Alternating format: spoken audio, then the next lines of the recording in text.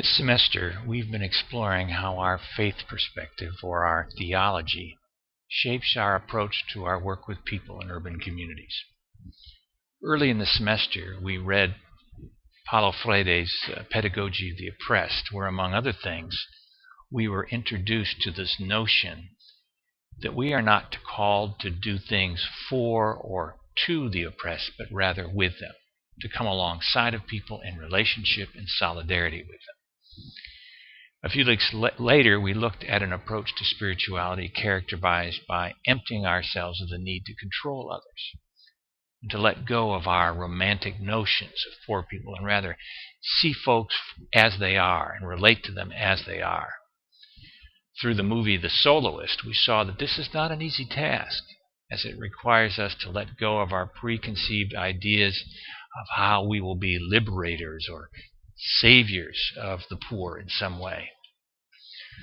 We've also been learning how to develop street theology, where we seek to view a community through the lens of two questions. Number one, what is God doing in this community, which is what sociologists would call what are the assets of a community? And the second question, what needs does God see that he wants someone to address?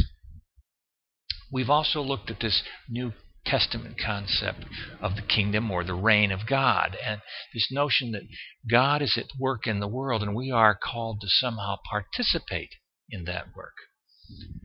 And this past week, we've also seen that there's clear evidence in the Bible of God's special concern for people who are poor and oppressed and marginalized. Now we come to Ronald Peters' book, Urban Ministry, where he introduces this concept of bottom-up ministry or bottom-up work. He contends that historically, much of the church's work has been top-down.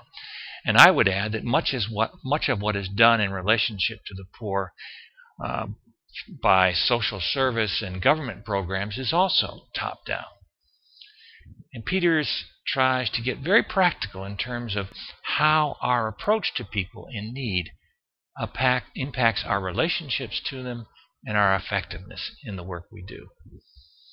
I ask that this week we grapple with what a bottom-up approach looks like for us in our work, in our communities.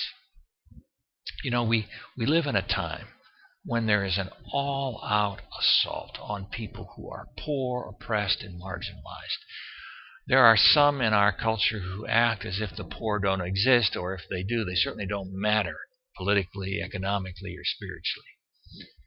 There are others, especially in Christian circles, who see the needs of the poor and want to design all sorts of ministry and mission programs for them, but are less interested in being truly among those at the bottom of the socioeconomic and political ladder. A bottom-up approach takes us back to Freire's distinctions of doing with the oppressed rather than doing to and for them.